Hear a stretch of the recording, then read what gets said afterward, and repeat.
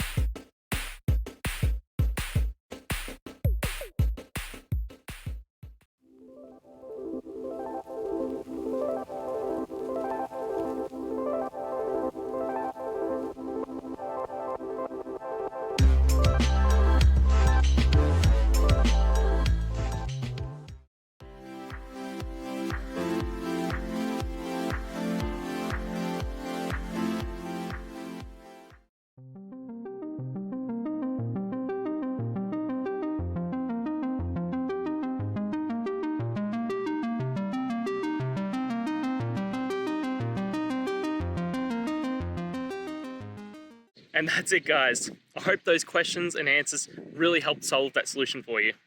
If it did, please hit subscribe. I'd really appreciate it. Now, until you need next technical video, I'll be here. Have a good one.